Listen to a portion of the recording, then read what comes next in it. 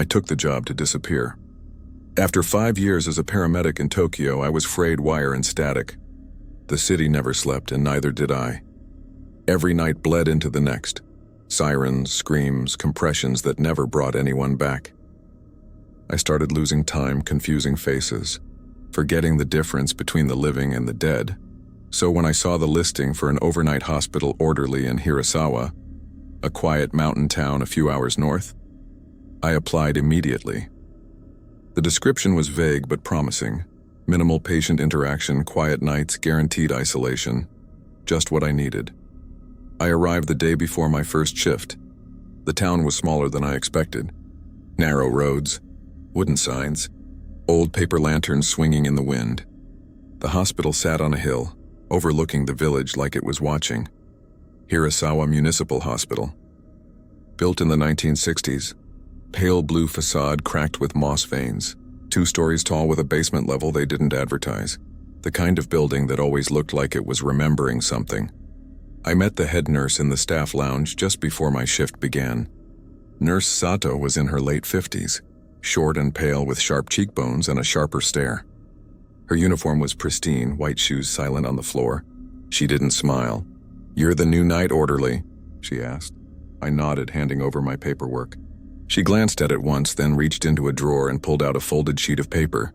Without a word, she passed it to me. At the top, typed in bold rules for the night staff: do not use the elevator between 2:33 a.m. and 3:16 a.m.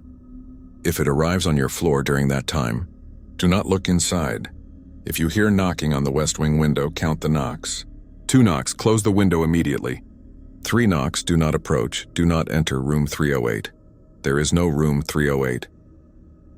If the intercom buzzes and no one speaks, unplug it. Patients in beds numbered 4, 9, and 13 should never be left alone after midnight. If you see someone wearing a patient gown but no wristband, do not engage. At exactly 4:44 a.m., return to the break room and do not exit until 5 a.m. Do not feed the thing in the vending machine alcove. There were more. 13 in total. I read it twice, waiting for her to smirk, waiting for a laugh. "Some kind of hazing ritual, is this a joke?" I asked. Nurse Sato looked at me like I had insulted her ancestors. "Read it, follow it. Do not test it." She turned and walked away, leaving me alone in the flickering light of the break room. I stared at the paper. The font was old, printed on yellowing copy stock. The edges curled like it had passed through many hands. There were small brown stains on the bottom corner that looked too much like dried blood. Folded the sheet and slipped it into my scrub pocket. The hospital was oddly silent. The kind of silence that wasn't empty, but waiting. I began my rounds just after midnight. The halls were dim, the fluorescent lights humming with that soft electric whine I'd always hated. The walls were lined with faded safety posters and call buttons that looked untouched in years. My job was simple: check each wing, restock supplies, respond to patient buzzers. There were only 9 patients that night, most of them unconscious or sedated. No nurses on rotation except Sato, who stayed in the front office behind a locked door. The west wing felt colder than the rest. Every door was closed. Room 308 wasn't there, of course. The rooms jumped from 307 to 309. I tried not to think about it. I passed the vending machine alcove on my way back to the main hall. It was tucked behind a support pillar. I hadn't noticed it before. The light above it was out, but the machine hummed like it was alive. Something clinked faintly inside even though no one had touched it. I didn't linger. At 2:31 a.m., I was in the supply room organizing gauze when I heard the elevator ding. 2 floors above me, another ding. Now 1 floor above, my spine went rigid. I stepped into the hall, heart thudding. The elevator doors opened. I froze. Empty, but the lights inside flickered, and the floor indicator blinked nonsense: B3, B7, then a blank space, the rules. Rule No. 1, do not use the elevator between 2:33 a.m. and 3:16 a.m. Do not look inside. I backed away, eyes locked on the flickering light. The doors closed. I stared down the hallway for a long time, waiting for something to change. Nothing did. I turned and walked the other way, hands clenched tight. When I reached the west wing, the hallway felt colder, still, the kind of stillness that makes your ears ring.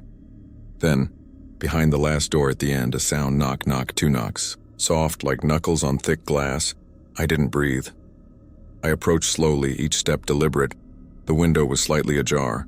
The curtain fluttered gently. I reached out and slammed it shut. As I turned to walk away, I heard it. A third knock. From inside the window. I ran. I didn't finish the rest of my rounds.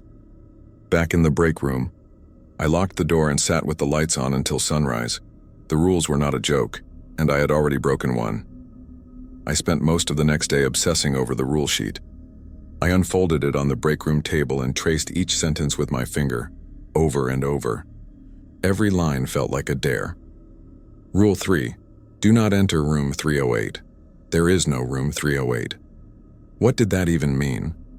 It wasn't just a warning, it was a contradiction. The room didn't exist, and yet I wasn't supposed to go into it. It reminded me of a locked door in a dream. Always there, always forbidden, and you never remember why. I noticed something else this time. The ink was slightly faded in some places, and one of the lines, Rule 6, looked like it had been typed over something else. I held it up to the light. Underneath the line, if you see someone wearing a patient gown but no wristband, do not engage. There were ghost impressions of another sentence, as if someone had typed over a previous warning. I couldn't make out the words. I heard the door creak open behind me. I turned quickly. A young man in scrubs stood there, looking tired and pale. Dark hair, heavy bags under his eyes. He had the look of someone who'd slept in a supply closet for the past few weeks. He glanced at the sheet on the table and froze. "Where did you get that?" he asked. "Nurse Sato gave it to me," I replied. "Is it some kind of local tradition?" He stepped into the room slowly, like approaching a wounded animal. "You read them?" "Yeah, some of them are creative. What's up with room 308? He didn't sit. He stood there staring at the paper like it might bite him. "My name's Shun," he said. "I used to work nights here too, before they moved me to double shifts. That paper, you need to take it seriously." I waited for him to smile. He didn't. "You sound like Nurse Sato," I said. He shook his head. "She gave you the real copy." "Not everyone gets it. Some only get the short version. If she gave you that one, you're on the full rotation." "Full rotation?" "You'll see, just follow the list. Every rule has a reason. Someone broke each one before it was written, and those people don't work here anymore." He started to walk away. "Hey, wait," I called after him. "Do you know what happens if you break them?" He paused in the doorway. "Yeah," he said. "I do." Then he left. I sat there, the rule sheet burning in my hand. Suddenly, the intercom buzzed. No voice, just a long, flat static. I looked up at the small speaker box above the fridge. Rule 4. If the intercom buzzes and no one speaks, unplug it. I stood, heart drumming, and reached behind the fridge. My fingers found the plug and yanked. The buzz stopped instantly. Silence returned, but it didn't feel like a victory. It felt like something had just marked me. And I still had 11 rules to learn. I hadn't meant to break the rules, that's the truth, it just happened. It was my third night on shift, and exhaustion had started to feel like gravity, pulling at my eyelids, my thoughts, my nerves. Everything blurred into the same dim hum. The flicker of fluorescent lights, the steady beep of heart monitors, the soft shuffle of my own shoes echoing down sterile hallways.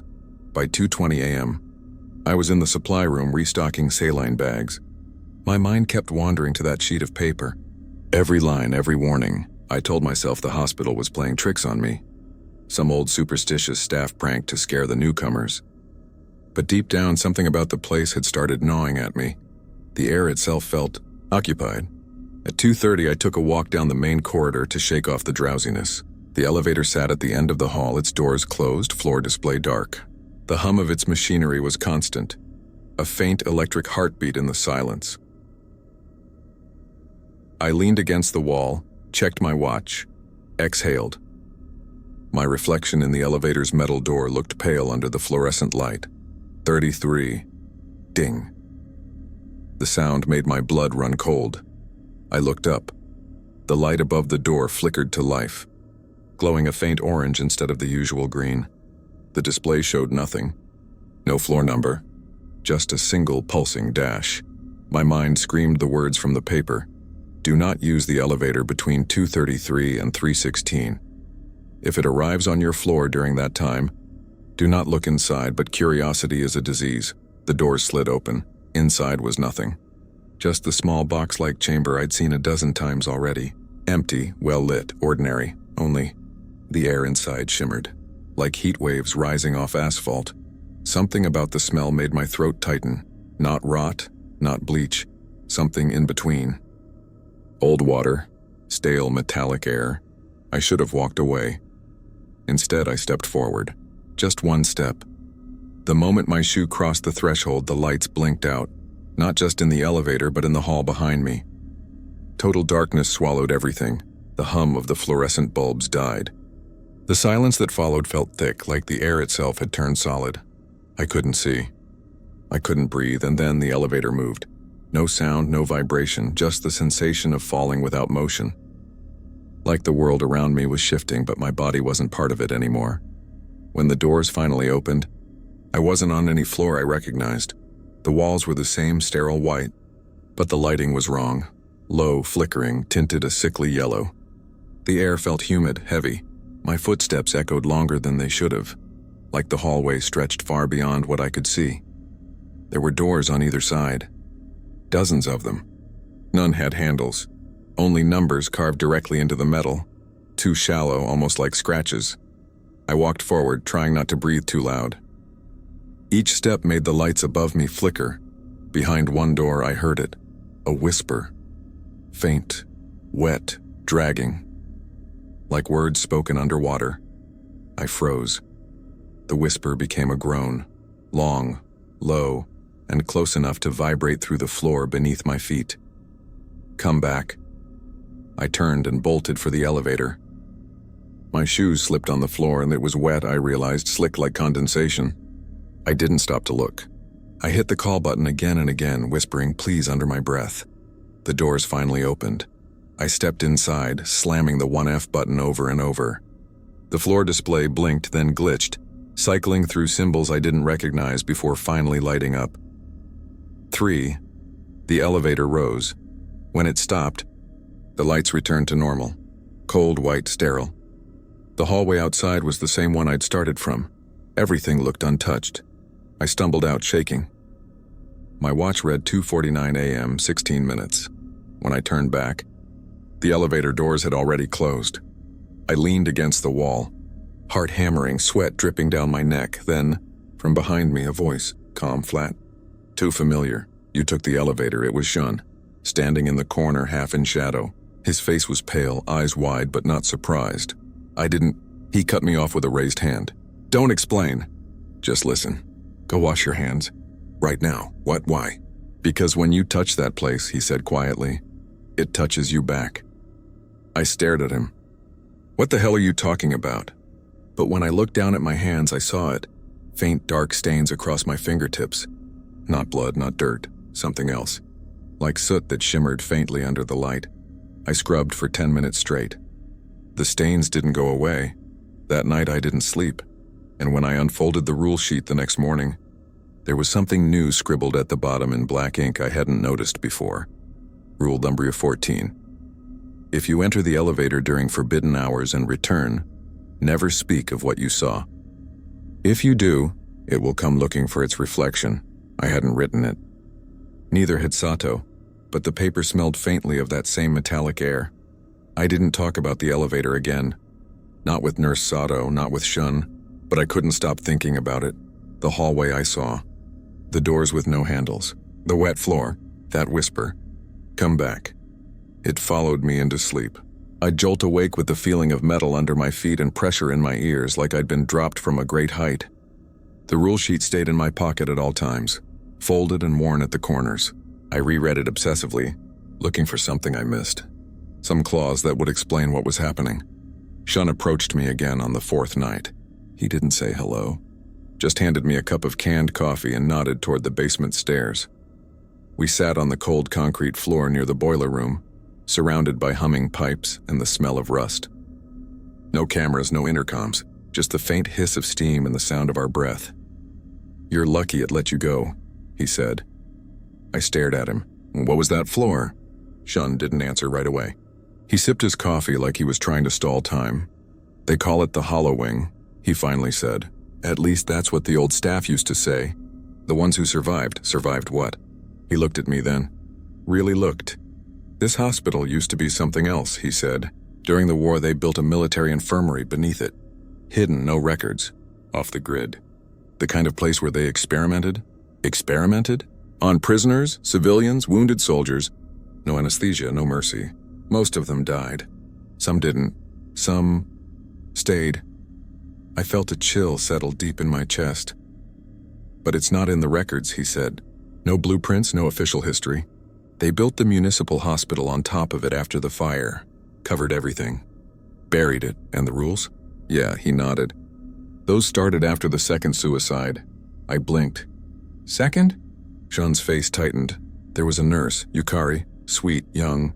She took the elevator during a blackout. They found her body the next morning in the janitor's closet. Her fingernails were gone, like she'd scratched at something for hours. The rule was added the same day. He leaned back, staring at the boiler gauge. Everyone thinks the rules are there to keep us safe, but that's not it. The rules aren't protection, they're containment. Containment of what? He looked me dead in the eyes. Of memory. Of attention. Of curiosity. This place wants you to notice things. That's the trap. I didn't speak for a long time. Finally, I whispered, "Why don't people leave?" Sean laughed, a bitter, empty sound. Some try, some succeed, but most, they stay. Not because they want to, because the hospital remembers them. Once it knows your name, it doesn't let go easily. I looked down at the coffee in my hands. My reflection in the dark surface looked unfamiliar, stretched and grainy like it wasn't quite synced with my movements. Shun stood. "Stick to the list," he said. "And don't go looking for things you're not supposed to find. This place only opens its doors to those who knock back." As he walked away, I saw something sticking out of his back pocket. A second rule sheet. Older, torn, and smudged. A 14th rule scrawled in red pen at the bottom. "Do not trust anyone who still works here after 5 years." Shun had been here 7. The West Wing had started to feel like a pressure point in the building, like the entire hospital exhaled through that hallway. I didn't want to go back there. But the rules didn't give me a choice. Rule number 2 had burned into my memory. If you hear knocking on the West Wing window, count the knocks. 2 knocks, close the window immediately. 3 knocks, do not approach. The wording always bothered me. Do not approach, not run, not report, just don't go near it. That night everything felt heavier. The air, the light, even time. My shift crawled. Patients were silent. Buzzers stayed dark. Not even a monitor beeped out of rhythm. Like the hospital was holding its breath. At 3:11 a.m., I heard it. Knock, knock. I stopped mid-step outside room 312. The sound came again. Soft, hollow. Deliberate knock, knock, West Wing window. My pulse thudded in my ears. Rule number 2, 2 knocks. Close it. I moved fast. Not a sprint, but faster than I'd walked since arriving here. The hallway stretched longer than I remembered. The walls slightly bowed like I was walking into a tunnel. When I turned the corner, the air changed. It was colder, wet. A thin mist clung to the floor like low fog on a graveyard. The window was open just an inch. The curtain twitched, not from wind, and there was no wind, but like something had brushed past it on the other side. I grabbed the frame and slammed it shut. A second passed. Then something moved. Something scraped down the outside of the glass. Not nails. Not claws, but something thin and jointed, like insect legs. It left behind a streak of gray-green slime that hissed as it dried. I stumbled back, breathing hard. Silence. Then, knock. A third one, not from outside, from inside the glass. I backed away slowly, never turning my back. The window fogged up, and in that fog, something pressed against it. A shape, vaguely human, but wrong. Too tall, too thin. Elbows bent the wrong way. Head tilted unnaturally to the side like a puppet held by invisible strings. Its hand, if you could call it that, slid down the glass. 5 fingers, and a 6th one tucked beneath the others, folded like a claw. I didn't wait to see what came next. I ran down the hallway. Around the corner. Into the stairwell and down to the first floor like the devil himself was behind me. The lights flickered as I passed. The emergency exit sign glitched between red and blue. Back in the break room, I locked the door, turned on every light, and sat beneath the old wall clock. Konami waited. When I finally checked the hallway security monitor on the console outside, the West Wing camera feed was dark. Just static. Not glitchy, not offline, just pure analog snow, like something was blocking the signal. When morning came, I returned to the West Wing with Nurse Sato behind me. The window was spotless. No fog, no scratches, no slime. Sato didn't say a word. She just looked at me, then at the window, and then she handed me a small note. It wasn't typed, it wasn't signed, just 3 handwritten words in crimson ink. Third knock listens. I didn't ask what that meant. I didn't want to know. I was doing rounds around 2:50 a.m. when I saw light seeping from the bottom of a door that shouldn't have been lit. Room 302. It had been dark and vacant the last 3 nights. No patient listed, no supplies stocked. I had passed it each shift without giving it a second glance. Until now. The door was slightly ajar. I pushed it open. Inside, an old man lay on a bed that didn't appear on my room inventory sheet. He was pale, skin translucent in the fluorescent light, eyes cloudy but open, and he was staring directly at me. I stepped back. "Sir, are you—" "You read the list," he interrupted. His voice was flat, scratchy but calm. I froze. He didn't blink. "You must follow the list," he whispered. "That's the only way they let you leave." I looked around the room. The medical equipment beside his bed was ancient, knobs and dials I hadn't seen since med school. None of it was plugged in. The heart monitor was dark. The IV bag was empty. Yet I could hear the beeping, a steady ghostly beep as if echoing from some other room or some other time. "You shouldn't stay here," the man added. "This room remembers too much." I took a step back. The lights dimmed slightly, as though something outside the room had shifted, like the hallway was tilting. I turned my head for just a moment, and the beeping stopped. When I looked back at the bed, it was empty. No old man, no sheets disturbed, just a perfectly made, untouched mattress. No equipment. No IV stand, nothing. I stepped into the hallway, heart hammering. My hands trembled as I opened the patient log on the wall tablet. Room 302 wasn't listed. Not as vacant, not as assigned, not at all. I walked straight to the nurse's station. Sato wasn't there. The monitor feed for the west hallway glitched violently when I pulled it up. Static. Then a few frames of a man standing alone in room 302, but he was facing the corner. Not the bed, he was whispering, mouthing words, repeating them over and over. I muted the screen. Didn't need to hear it. I already knew what he was saying. Follow the list. When Sato returned an hour later, I told her what I saw. She didn't blink. Just tapped her pen on the counter and said, "We don't assign anyone to room 302. "But," she raised a finger, cutting me off. "We don't assign anyone," she repeated. "If it's lit, you didn't see it. If someone's inside, you didn't speak to them. That's not a suggestion." Then she walked away like we hadn't spoken at all. I looked back at the monitor. Room 302 was dark again, but on the glass, near the door, just faintly visible in the glow of the corridor light, I saw a handprint, thin, long, still pressed against the inside of the glass. Rule number 9 haunted me in a way the others didn't. Never enter the morgue freezer after midnight. Not don't go into the morgue. Not don't enter after 3 a.m. Or during certain conditions, just a hard line. After midnight. Do not go inside. The hospital morgue was located 1 floor below ground level, at the far end of a corridor that always felt colder than the rest of the basement, even for a place designed to keep bodies. Chilled, I hadn't been down there yet until I got a call from Sato. "Code Blue," she said over the radio. "You're closest. Room B12 morgue." I checked the time, 12:05 a.m. My chest tightened. I clicked my radio. "Morgue's off limits after—" "I didn't ask," she interrupted. "Get down there now!" The hallway to the morgue felt longer than I remembered. Every door I passed seemed darker, as if something behind it was listening. The air smelled like bleach and damp concrete. I reached the morgue door. The overhead light buzzed faintly. It was open, not wide, just cracked, the way someone might leave it if they expected to come right back. I stepped inside. Rows of body drawers lined both walls. metal-faced, numbered. I scanned the room, no one was there. Then I heard it. The sound of something breathing. I held my own breath to confirm it. Yes, soft, wet, just on the edge of hearing. I approached the center freezer drawer. It was open. Halfway. Inside, a body bag unzipped. The flap twitched slightly.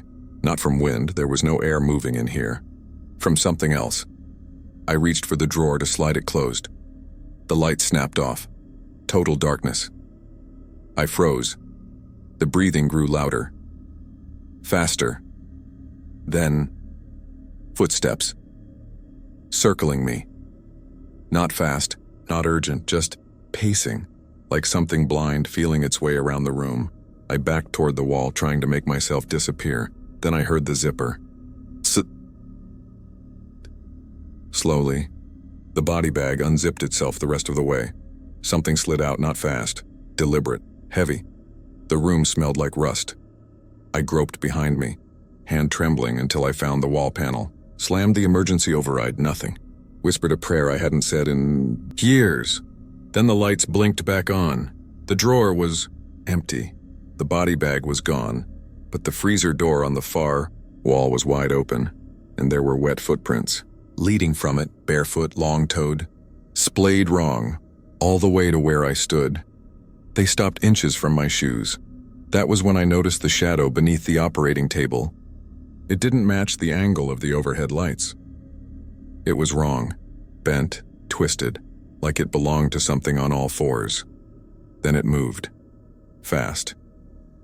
I sprinted from the room, didn't stop until I slammed the door shut behind me. The hallway lights flickered violently as I caught my breath, hands trembling on the doorknob. I radioed Sato again. My voice cracked as I spoke. There's something in the morgue. Something that, no, she cut in. There isn't, and you never went inside. What? You heard me. You weren't there. No call was made, my blood went cold. You told me. I didn't say anything, she said calmly. And you didn't go in. The radio clicked off. Silence. The hallway buzzed faintly. I looked at the morgue door again. The lights inside were off, but I swear, I could still hear breathing on the other side. I didn't confront Nurse Sato right away. After the morgue incident, I spent the rest of the shift pacing the break room with the lights fully on. The rule sheet unfolded on the table in front of me like a map of landmines. My hand kept drifting to the folded edge where rule number 9 sat, glaring. Never enter the morgue freezer after midnight. I had broken that one. Or had I? Sato claimed the call never happened. There was no code blue logged, no record of my radio transmission, no record of any body being moved that night, but the smell was still in my nose, that wet, rusted scent. And I'd brought the footprints with me. My shoes were still damp, stained faintly with something that didn't dry. By 4:30 a.m., I'd had enough. I walked to the admin wing. Her office door was unlocked. Sato sat behind her desk, typing something into an old computer that looked like it hadn't been updated since 2008. The screen was blank, just a green cursor blinking in a black void. She didn't look up. I need to talk, I said. She kept typing. I saw something in the morgue. No reaction. I've seen the old man in 302. I heard the third knock. I broke rule 1. I've done everything wrong. Click, click, click. She stopped typing. Finally, she looked up at me. Are you still breathing? Yes. Then you haven't done everything wrong. Her voice was cold. Not cruel, just stripped of comfort, like a scalpel. I need answers, I said. You need discipline. I need to understand what's happening. No, she said sharply. You want to understand. That's different. Curiosity is the currency of this place, and it always takes more than you're willing to give. I stepped forward, fists clenched. What is this hospital, really? What are the rules even protecting us from? Sato stood slowly, her face unreadable in the fluorescent wash. The rules are not protection, she said. They're boundaries, contracts, leashes for things that remember too much. This hospital is not haunted, Mr. K. It is habited. You're not walking through history here. You're walking through rooms where memory never died. I couldn't breathe for a second. She walked past me toward the ICU hallway. Where are you going? I asked. To remind something that it is still being watched, she said almost casually. Some rooms forget their place, I followed her. I don't know why. Maybe because being alone suddenly felt dangerous. She stopped outside room 218 ICU. The door was slightly open. The lights inside flickered. She reached up to the wall and pressed the intercom button. It buzzed. No one answered. Then, softly, she leaned into the speaker and whispered something I couldn't hear. The buzzing stopped instantly. She turned to me. "You've been marked. You understand that, don't you?" My throat was dry. "By what?" "By the structure. This place watches attention. It feeds on it.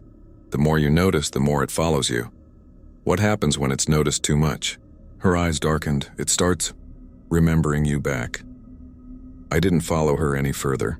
That night, back in the break room, I opened my locker and found something waiting inside. A second rule sheet, not a copy. The exact same one, still folded the same way, creased in the corners.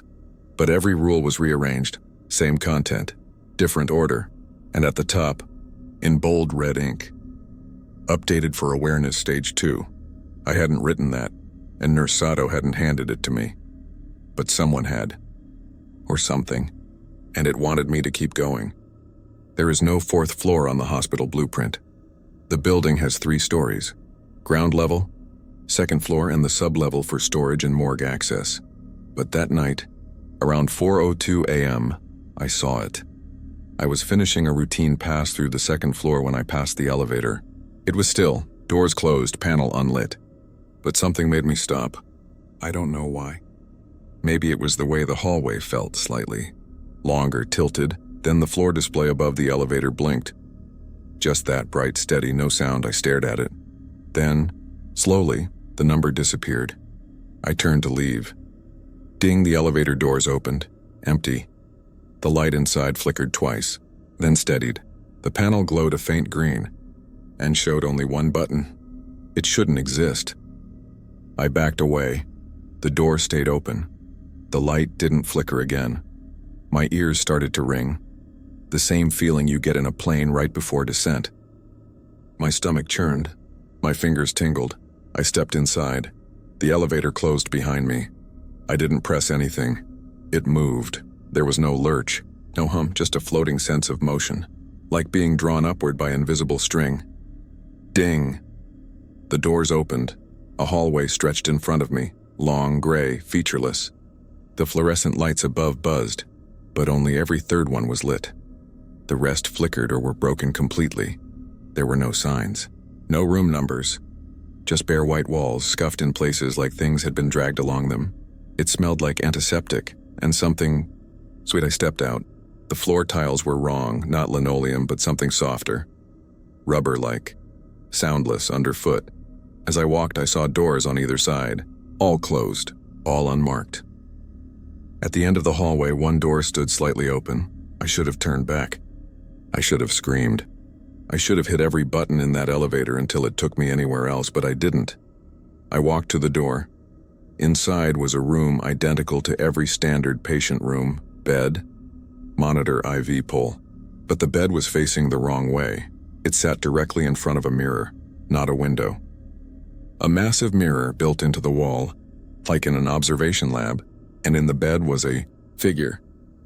Face turned toward the mirror, head tilted at a perfect 90-degree angle, eyes wide, open, staring not at me, at itself. It didn't. Plink didn't move, but as I stepped closer, I realized something was wrong with its reflection. The body in the bed didn't move, but its reflection did. Very slowly, the reflection turned its head toward me. Not the real body, just the mirror image. It smiled. My heart stopped. The lights in the hallway went out behind me one by one. I heard something dragging across the rubber tiles, like wet feet or hands, pulling themselves forward. I backed out of the room. The reflection was still smiling. Now the body in the bed twitched, once, twice. Then its arm lifted. I ran. Down the hallway, past the doors, into the elevator that was already waiting, already open, glowing with that faint green light. The button panel had changed. No 4F now, only 1 and B. I slammed 1. The doors closed. As we descended, I heard tapping, soft, rhythmic, from the inside of the elevator walls. When I reached the ground floor, everything looked normal. Lights steady.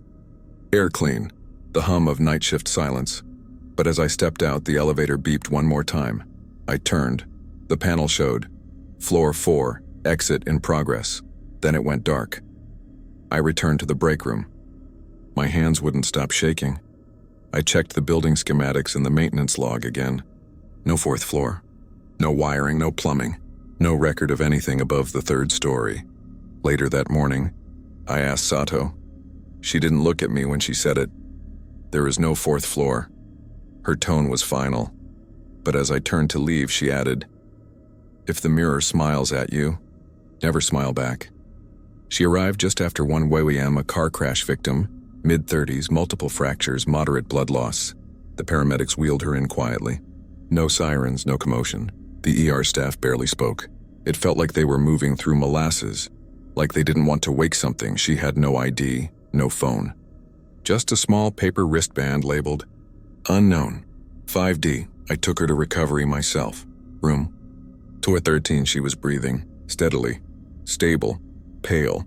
Her eyes twitched under the lids, like she was dreaming. I logged her entry into the digital system.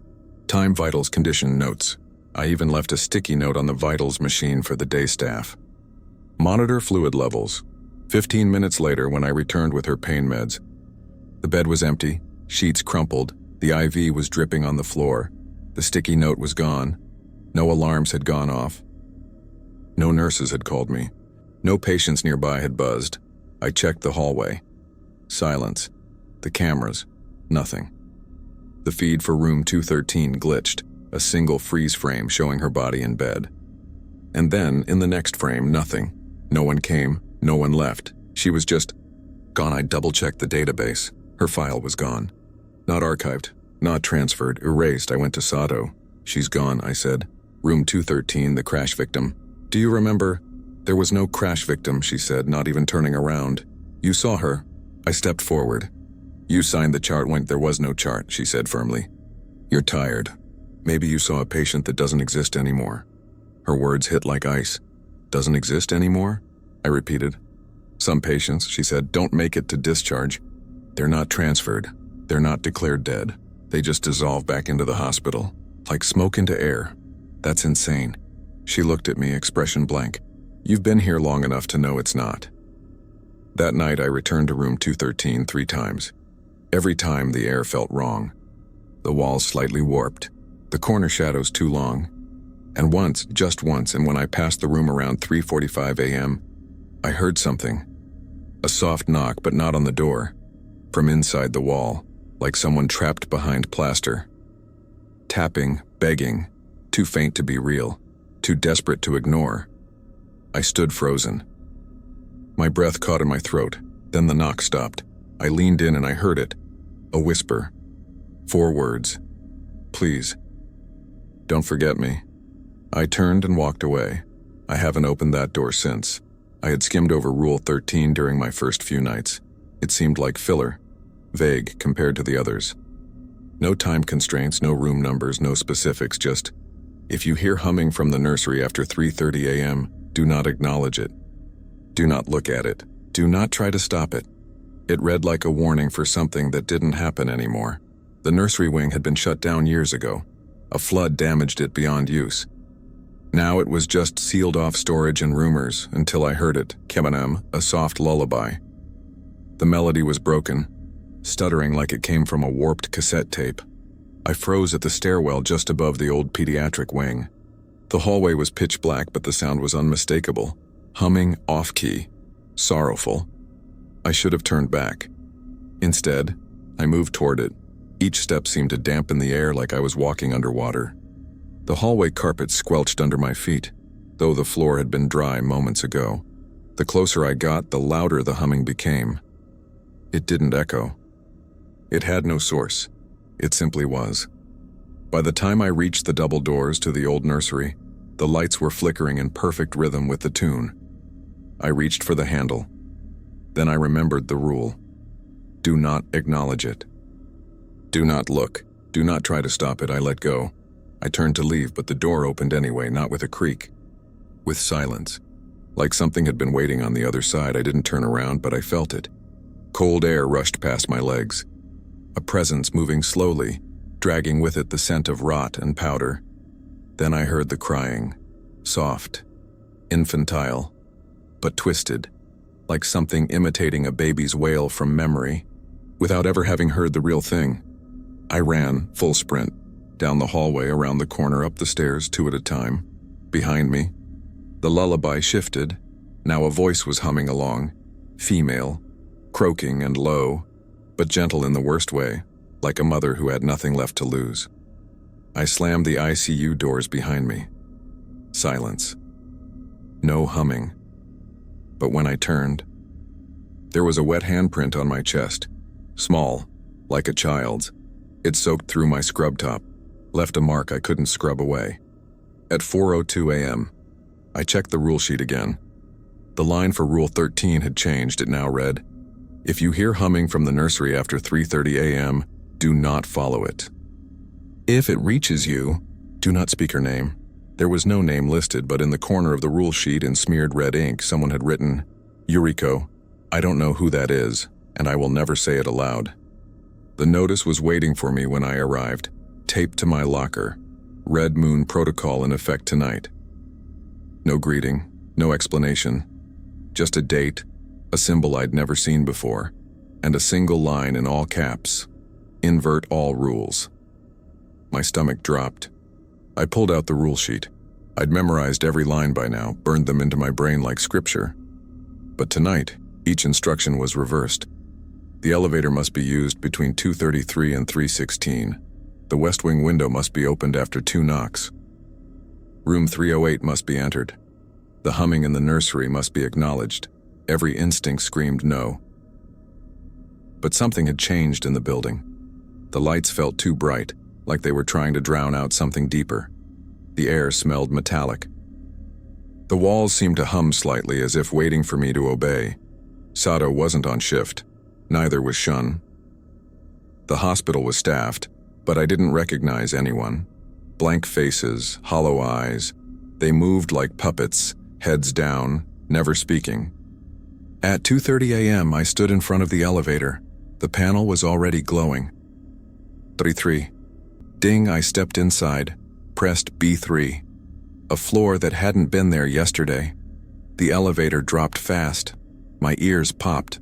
The walls around me seemed to stretch, ripple, like I was moving through flesh instead of steel. When the doors opened, I stood in a corridor that pulsed with faint red light. The tiles were wet. The walls were soft.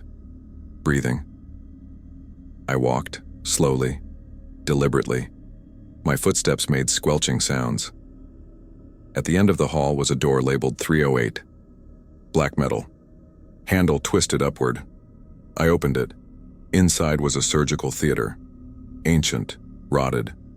But there were no instruments, no tables, just chairs. Rows of them, all facing the far wall, and seated in each chair, unmoving, eyes wide, were people wearing scrubs. Some old, some new, some decaying. Faces I didn't recognize. Others I did. One looked like Shun. He was mouthing something over and over, but no sound came out. His lips bled from repetition. I stumbled backward and ran. I returned to the West Wing. At 3:12 a.m. I heard it. Knock, knock. I opened the window. A gust of ice-cold wind hit me in the face, and then it climbed through. Long limbs, pale skin, head wrapped in surgical gauze, leaking black fluid. It stood on the ceiling, not the floor. Its head rotated fully, watching me upside down. It didn't speak, just crawled away into the shadows. I turned and walked calmly back to the break room, heart thudding so hard I thought it might burst. At 3:30, the nursery intercom buzzed. I listened. The lullaby played. I leaned into the mic and whispered, "I hear you." The lullaby stopped. Footsteps echoed in the hallway, bare feet, slow. I didn't open the door. I didn't need to, because I could see her shadow press against the frosted glass. Hair floating, arms dangling. She stood there until 4:44. Then she was gone. At 5, the lights in the building all shut off for 5 seconds. When they came back on, Everything was clean, quiet, normal. I returned to my locker. The red moon notice was gone. In its place was a small scrap of paper. Congratulations, you've completed your first inversion cycle. Underneath, in smaller handwriting, next one begins when the mirror calls you by name. I haven't looked in a mirror since. The night after the red moon shift, Shun didn't show up. I waited until 2 a.m. No sign of him, no buzz on the staff radio. His name wasn't on the rotation list anymore, and the office bulletin board had been updated. His ID photo removed like it had never existed. At first, I thought he'd finally escaped. Maybe he ran. Maybe he found a way to break the pattern. But when I checked the locker room, his things were gone. All except for one item. A leather-bound notebook, wedged behind the med fridge, just barely visible from the back corner. I wouldn't have seen it if I hadn't dropped my pen. It was damp, edges warped, some pages torn out. But the rest were filled. With frantic sketches, numbers, timestamps, room layouts. Symbols I didn't recognize, names I didn't know. Entire pages scribbled black with pen as if he'd tried to erase something that refused to be forgotten. Some of the drawings matched what I'd seen. The tall thing with the gauze-covered face, the hallway of red light, a mirror that watched you back, the window. But what chilled me most was the final page. It was torn halfway down and soaked with what I hoped was coffee. Written in block letters, rule them 0. You were never supposed to see this. Beneath it, a sketch, crude, fast, like he'd drawn it just before throwing the notebook away. It was me, standing in front of the elevator, but my eyes were blacked out. That night I checked the hospital staff records, not just the physical binder but the ancient terminal in the admin office, the one Sato uses that connects to the old database. I typed in his full name. Nothing. No employee by that name. No history of employment. No wage logs. Not even a termination report. Just blank space, like he'd been overwritten. I checked the hallway footage from the night before. At 3:14 a.m., someone walked down the second-floor corridor. Same uniform, same walk, same build. But the face had been blurred out. Not pixelated, blurred, like reality itself had smudged him out. I printed the frame, stared at it for hours, and then I noticed something that made me drop the photo. On the far end of the hallway, in the reflection of the window, was my face. Watching him walk away, only I hadn't been there, and my reflection was smiling. I couldn't let it go. Shun was gone, erased. And yet, in his notebook, in the back cover scrawled in almost illegible ink, were 6 words. They feed it from the basement. I knew the hospital had a sublevel. I'd already been to the morgue, but this was different. This wasn't on any map. Behind the supply closet on B1, there was a small maintenance door, no signage. The lock had been rusted through for years. It didn't even click when I pushed. The stairs led down, deeper than I thought possible. I counted 48 steps before the air changed. Went warm and wet, like I'd stepped inside something's mouth. The walls turned from cement to stone. Black, ancient, sweating. At the bottom, a corridor, lit only by surgical lamps hanging by frayed wires. At the end, a room. Circular. Sealed in what looked like rotted tile. The center was a pit, and around the pit, a shrine. Fee poles bent into twisted spirals. Hospital gowns tied into ropes. Bones, small bones, arranged into a pattern I couldn't understand. Children's toys, surgical gloves, photographs of staff members long dead. Above it all, painted in dry brown streaks across the far wall. Remember us, or be remembered. The pit itself wasn't empty. It breathed slow, wet, deep, the sound of something alive and dreaming. I should have left. I should have run, but I couldn't.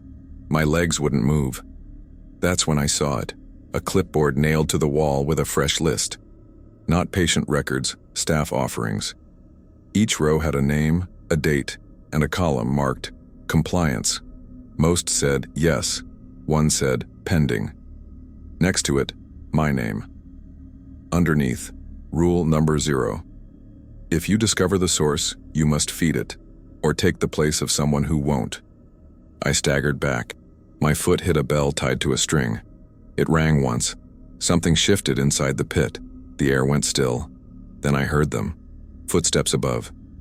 From the hall, the stairwell, the hospital, dozens. Marching, no talking, no running. Just soft shuffling steps and moving downward, coming to witness. I didn't wait to see them arrive. I turned and ran up the stairs, lungs burning, ears pounding, the sound of breathing from below rising behind me, louder, closer, faster. At the top of the stairs, I slammed the maintenance door shut behind me and pushed a crash cart in front of it.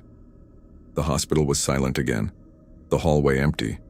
But when I returned to the break room, the rule sheet had changed. Again. At the top, above all 13 rules, now sat a new line. Rule No. 0. If you find the ritual room, you are already part of it. Underneath one final note in shaky fresh ink, you are next. On my final night, the rules changed again. Not gradually, not another scribbled note, not another whispered amendment. This time, they rewrote themselves. I found the sheet lying on my bunk in the on-call room. Not in my locker. Not in my scrub pocket, just sitting there. Pristine white fresh ink. Only one rule at the top now. The others were gone. Rule number 0. Do not let them know you understand. That was it. The hospital was louder than usual that night, not noisy, just awake. Every light buzzed, faintly.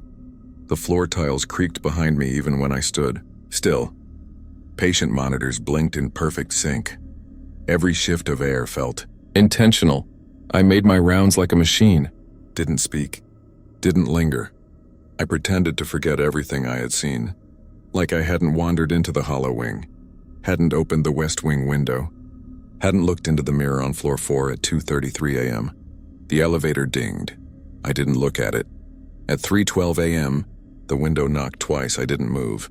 At 3:30, the intercom in the sealed nursery buzzed softly. I didn't listen. I went back to restocking Band-Aids and syringes like none of it mattered, because now I understood the real rule. This place isn't testing you, it's studying you. And once you notice the rules, once you truly understand the system, you're not a staff member anymore. You're part of the mechanism. I saw it in their eyes. The other night nurses. The ones who never blinked. The ones whose shoes made no sound. The ones who moved like they were being carried. They weren't human anymore. If they ever were, they were placeholders, actors in a set, repeating tasks so the walls don't collapse. I passed Nurse Sato in the East Wing hallway around 4:20 a.m. She was standing still, staring at a wall that had nothing on it. Her lips moved silently. When she saw me, she didn't smile, but she nodded, once, as if I had graduated. At 4:44, I returned to the break room and locked the door. I didn't leave until 5:01. When I stepped outside, the sun was rising, but the sky looked wrong. Too red at the edges, like the tail end of a dream that refused to burn away. I walked home, pretended to shower, pretended to sleep. The next day, I got a call blocked number I didn't answer. They left a voicemail. It was Sato's voice. "Just one more night," she said. "We need you. You're still on the schedule." I stared at the phone for a long time. It was a lie. I had quit. I had moved cities. I had told no one where I went. But somehow, they still knew. And that night, at exactly 2:33 a.m., the elevator in my apartment building dinged, and I don't have an elevator. I tried to pretend it never happened. I moved across the country, changed my number, left no forwarding address, blocked every hospital contact, deleted all files from my computer, burned the paper copy of the rules, and even threw Shun's notebook into a river. But some things don't let go just because you do. For a while, I thought it was over. The city felt normal. No whispers. No glitched elevators. No reflections watching me, until my ceiling light began to flicker at exactly 4:44 a.m. every night. No power surges. No outages. Just that same timestamp. Like a heartbeat trying to be subtle. Then the dreams came. Shun's face, but blurred, like my mind was censoring him in real time. Sato whispering rules I couldn't understand. over and over behind a door I couldn't open. The elevator panel, glowing with a new floor, home. Then the phone call. No ringtone. Just a voicemail I didn't hear ring her voice again. Sato, you never left. You're still on the schedule. I smashed the phone, but that night, at 2:33 a.m., the lights in my apartment dimmed. I live on the 3rd floor of a walk-up. No elevator, no shaft, no machinery, but I heard it. A ding, I froze, my hallway. Empty, but the stairwell door, the one that always creaks, was wide open, and inside was an elevator that didn't belong. Same steel. Walls, same blinking panel. The floor display showed R, not a number, just red. I locked myself in the bathroom, waited until sunrise. When I opened the door, the elevator was gone. But taped to the inside of my front door was a sheet of paper, crisp, clean, fresh ink, no coffee stains, no creases, just new schedule issued. See you tonight. Assignment, Hirasawa Municipal Hospital, sub-basement rotation. And below that, typed in perfect alignment, was my name. First, last, middle initial, accurate to the letter, and underneath it, status, permanent staff, no clock-out time, no end date, just one final rule I'd never seen before. If you think you've escaped, report to the elevator for correction.